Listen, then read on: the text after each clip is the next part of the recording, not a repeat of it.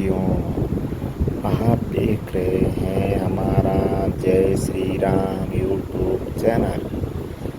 आज हम आपको सुनाएंगे भगवान नरसिंह तथा भक्त प्रहलाद की कथा।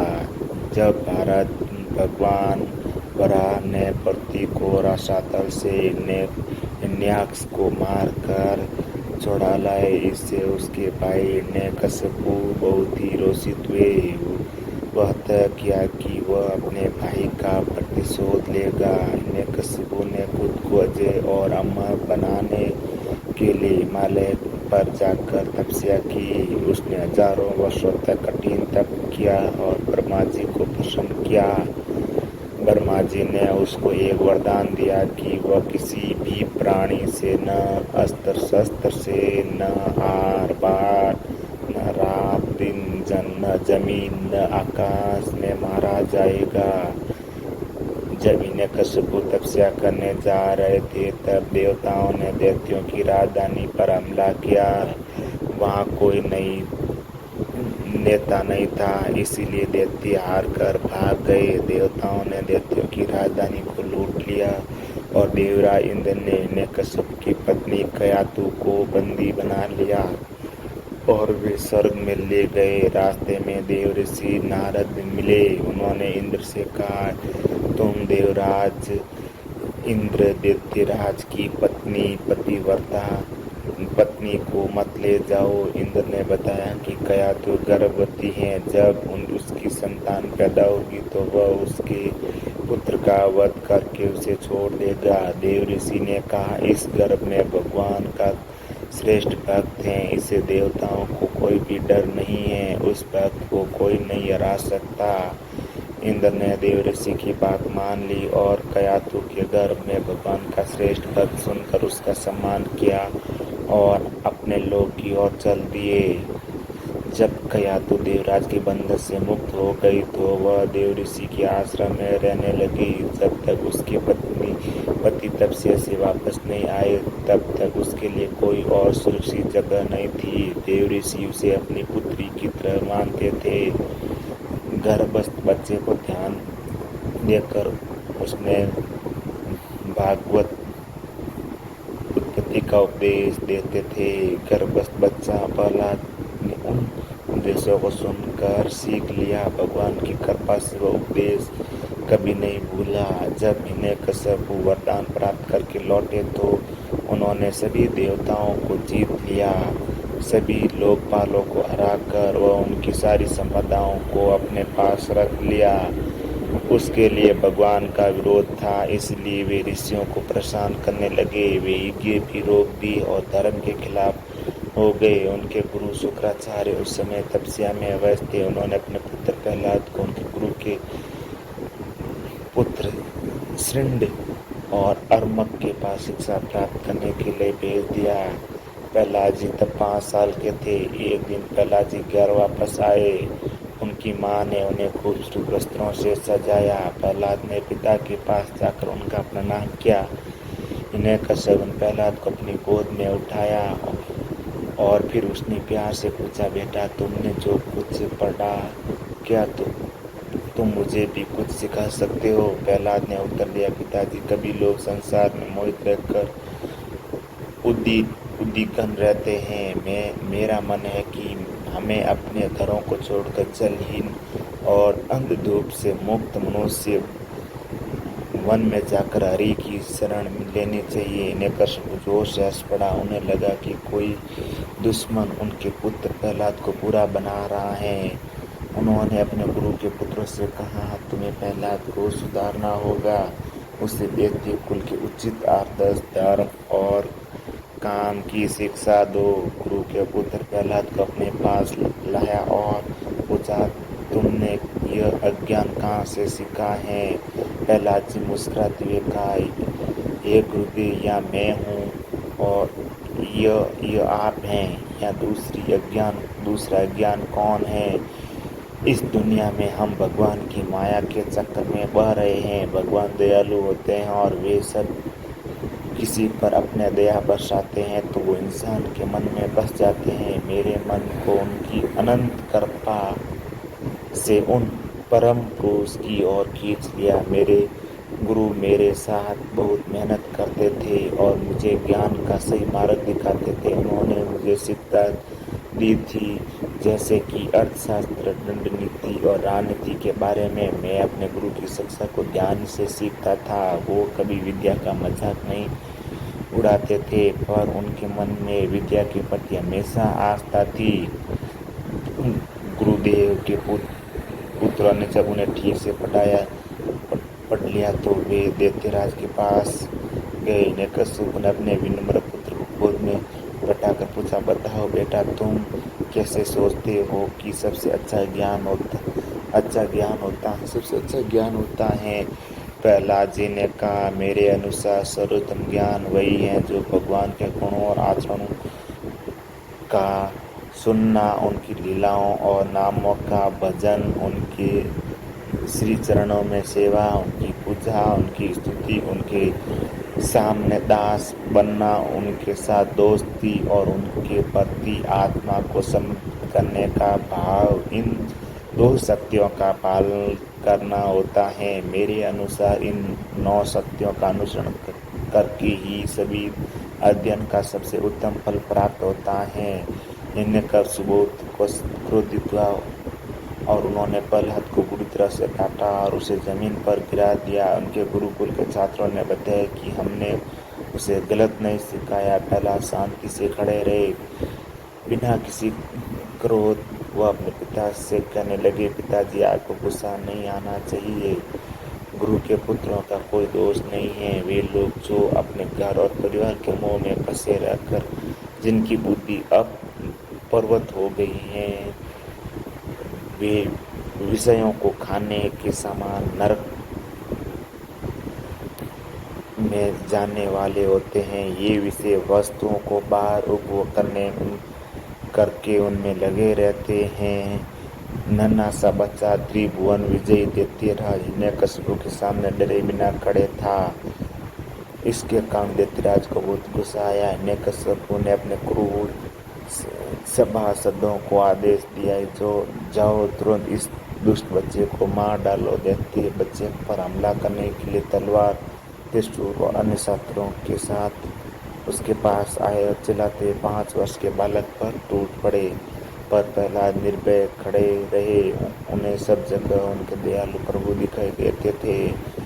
उन्हें किसी भी चीज का डर नहीं था। असुरों ने बड़े ताकतवर अस्त्र शस्त्र से बार बार हमला किया, लेकिन प्रहलाद को खरोच तक नहीं आई। उनके शरीर को छूते ही हथियार के टुकड़े टुकड़े हो जाते थे। जब हिरण्यकश्यप बहुत हैरानी हुई, उसने तय कर लिया कि वो प्रहलाद को मारेगा और वह कई तरह के उपाय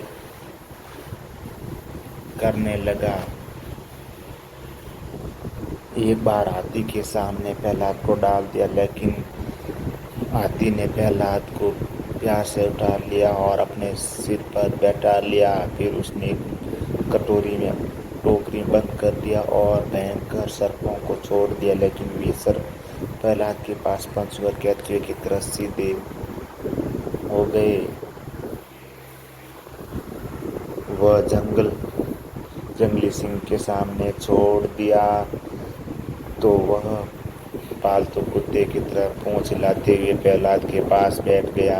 प्रहलाद जी ने उसे खाने के लिए उग्र विष दिया, लेकिन उसके पास कोई प्रभाव नहीं हुआ। विष उनके पेट में चलकर अमृत बन गया। अनेक दिनों तक भोजन नहीं मिला। जल की एक बूंद भी प्रहलाद को नहीं मिली, लेकिन वो बिना खाए भी ठाने रहे। उनका स्वास्थ्य तक नहीं बिगड़ा, बल्कि वे और भी मजबूत होते रहे। फिर उन्हें ऊंचे पर्वत से गिराया, पत्थरों के साथ बांधकर समुद्र में फेंक दिया गया। 2 बार वे सहायता से भरपूर भगवान का नाम गुणगान करने के बाद नगर में लौट आए। बहुत सारे लकड़ियां का पर्वत एक साथ जुटाया गया। हिरण्यकश्यप की बहन होलिका ने तप करके एक विशेष वस्त्र पाया था। वह वस्त्र अग्नि में नहीं जलता था। होलिका ने उस वस्त्र को पहनकर प्रहलाद जी को गोद में लिया और एक लकड़ियां लकड़ियों बड़े ढेर पर बैठ गई। फिर उस ढेर में आग लगा दी गई। लोलिका जलकर खाक हो गई, लेकिन वस्त्र अचंभे से उड़ गए। कैसे हुआ यह किसी को नहीं पता था, लेकिन प्रहलाद अग्नि में बैठकर अपने पिता को समझाते रहे कि पिताजी, भगवान से नफरत करना बंद करो। भगवान का नाम का प्रभाव देखो कि यह अग्नि मुझे बड़ी शीतल लगी। तुम भी भगवान श्री हरि का नाम लो और संसार के सारे पापों से मुक्त हो जाओ। राक्षस राजा हिरण्यकश्यप के कई राक्षसों की माया के साथ प्रयोग किए, लेकिन प्रहलाद के सामने माया की एक न चली। जैसे ही वे अपनी आंखें ऊपर उठाते, मायावी दृश्य स्वतः ही गायब हो जाते। एक बार दैत्यराज को डर लगा कि कहीं उसकी मृत्यु का कारण न बन जाए, क्योंकि वह अपने दयामय प्रभु को सब जगह प्रत्यक्ष देख सकता है और उसकी तकनीकी किसी भी हानि को प्रभु से कैसे रोक सकते। इसके बाद दैत्यराज ने प्रहलाद को फिर गुरु के पास भेज दिया और उसकी आशा थी कि गुरु पुत्रों के शिक्षा और संघ के प्रभाव से प्रहलाद सुधर जाएंगे। प्रहलाद गुरु के आदर्श में विद्या पढ़ते थे, लेकिन उनका मन वहाँ पर नहीं था। जब दोनों गुरु आश्रम में के काम में शामिल हो जाते थे तो प्रहलाद जी अपने दोस्त बच्चों को बुलाते। वे राजकुमार थे, बहुत ही नम्र थे, इसीलिए सब बच्चे खेलने की बजाय उनके पास आकर एक साथ आ जाते थे। प्रहलाद इन बच्चों से प्यार से कहते, दोस्तों, हमारा जीवन व्यर्थ नहीं जाना चाहिए। अगर हम जीवन में भगवान को नहीं पाते हैं तो हमें बड़ा नुकसान होता है। घर, परिवार, संबंध, धन और अन्य सारी चीज़ें जो हमारे पास है वो सभी दुख देने वाली हैं। हम उनके मोह में डूबकर दुखी होते हैं। इससे हमारे मानसिक स्वास्थ्य पर बुरा असर पड़ता है। एक शांत और सुखमय जीवन पाने के लिए हमें मन को इन इंद्रियों के प्रकारिक विषयों से दूर करना चाहिए। भगवान को पाने के लिए हमें उनकी प्राप्ति के लिए कुमारावस्था में ही साधना करनी चाहिए। बड़े होने पर हमें स्त्री, पुत्र, धन आदि का मोह मन को बांध सकता है और इससे हमारी आध्यात्मिक ग्रोथ में रुकावट आ सकती है। ईश्वर को पाने के लिए बड़ा प्रयास करने की आवश्यकता नहीं। सभी जीवों में वे ही ईश्वर हैं, इसलिए किसी भी जीवन को कष्ट नहीं पहुंचाना चाहिए। दिल में हमेशा ईश्वर में ही रहना चाहिए। हिरण्यकश्यप ने प्रहलाद को सभा में बुलाया और उसे में पूछा, कहा है तेरा भगवान, क्या तुम इस खंबे में भी हैं? हिरण्यकश्यप ने प्रहलाद से कहा, हाँ पिताजी, वो इस खंबे में भी हैं। उसने सिंहासन से उठकर बड़े जोर से घुसा खंबे में पर मारा। उस खंबे पर एक भयंकर दहाड़ उठी, जैसे सारा ब्रह्मांड फट गया हो। सभी लोग भयभीत हो गए। हिरण्यकश्यप भी वहाँ देखने लगा। उसने देखा कि खंबा बीच में फट गया और वहाँ से मनुष्य के शरीर और सिंह की मुख की अद्भुत भयंकर आकृति प्रकट हो रही थी। भगवान नरसिंह बहुत तेजी से आगे बढ़ रहे थे और वे गर्जने लगे। उन्होंने दैत्यराज हिरण्यकश्यप को पकड़ लिया।